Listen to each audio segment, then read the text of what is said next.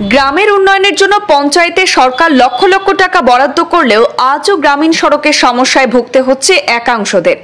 জনপ্রতিনিধিদের দীর্ঘ প্রতিশ্রুতির পর আজও অসম্পূর্ণ দীননাথপুর 11 নম্বর বাগিচার চলাচলের একমাত্র সড়ক। এ নিয়ে চরম সমস্যায় ভুগছেন স্থানীয় জনসাধারণ।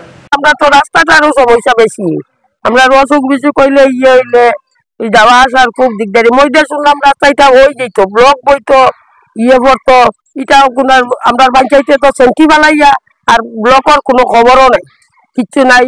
আমরা খুব অসুবিধা এই রাস্তার লাগিয়া। কাছাড় জেলার কাটিগড়া বিধানসভা কেন্দ্রের গড়ের ভিতর গাঁও পঞ্চায়েতের অন্তর্গত গ্রামীণ সড়ক নিয়ে ভুগছেন দীননাথপুর 11 নম্বর বাগিচার স্থানীয় জনসাধারণ।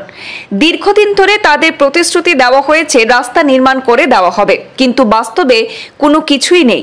গ্রাম উন্নয়নের ক্ষেত্রে রাজ্য সরকার কোটি কোটি টাকা বরাদ্দ করেছে, যদিও সঠিকভাবে কাজ করা হচ্ছে না এই এলাকায়, এমনটাই অভিযোগ স্থানীয়দের। 11 নম্বর দীননাথপুর বাগিচা এলাকায় বিভিন্ন জনগোষ্ঠীর লোকজন রয়েছেন। বিশেষ করে বর্ষার সময় রাস্তা দিয়ে চলাচল করতে স্থানীয়দের ব্যাপক অসুবিধার সম্মুখীন হতে হচ্ছে। এমনকি স্কুলের কচিকাঁচা ছাত্রছাত্রী সহ অসুস্থ রোগীদের হাসপাতালে নিয়ে যাওয়ার ক্ষেত্রেও ভীষণ অসুবিধা হচ্ছে। দিনের পর দিন এলাকার স্থানীয়দের ভুয়া প্রতিশ্রুতি দেওয়া হয়েছে রাস্তা নির্মাণের ক্ষেত্রে। আজ সংবাদ মাধ্যমের দ্বারস্থ হয়ে স্থানীয়রা অভিযোগ করে জানান যে বৃহত্তর এলাকার মানুষ উপকৃত হবেন যখন এই রাস্তা নির্মাণ করে দেওয়া হবে। তাই অতি সত্বর রাস্তাটি নির্মাণ করার জন্য বিধায়ক কমলাক্ষ দে পুরকায়স্থ সহ রাজ্যের মুখ্যমন্ত্রী ডক্টর হিমন্ত বিশ্ব শর্মার দৃষ্টি আকর্ষণ করেছেন তারা। জি, আমরা তো এখানে কয়েক পরিবার আছি, কতজন আছি, কোন রকম আমরা টাউনে যেতে পারি। আমরা আমাদের পিছনে আরো অনেক লোক আছে, এই লোকগুলানের আরো অনেক অসুবিধা।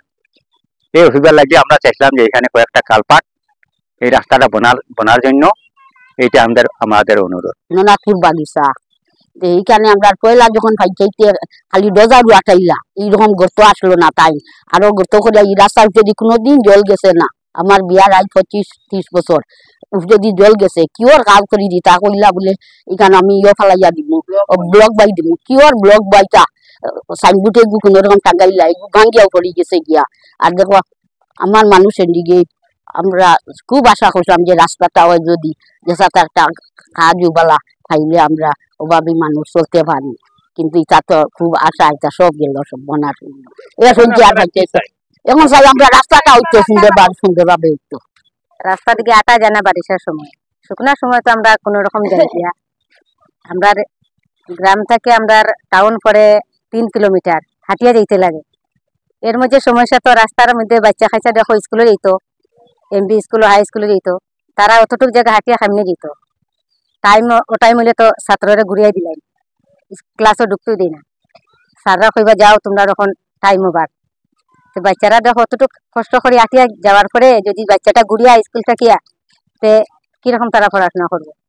সপ্তাহে যদি 2 দিন ঘুরিয়াই যায়, 3 দিন ঘুরিয়াই যায়, তো এই বাচ্চাটা সামনে শিক্ষিত হইব।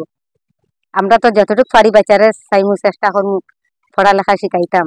আমরা গরিব মানুষ, আমরা যে ডেইলি যে ভাড়া দিয়া ফাটাইতাম কিংবা ডেইলি আমরা একটা গাড়ি রিজার্ভ করিয়া পাঠাইতাম বাচ্চারা, আমরা এমন ক্ষমতা নেই।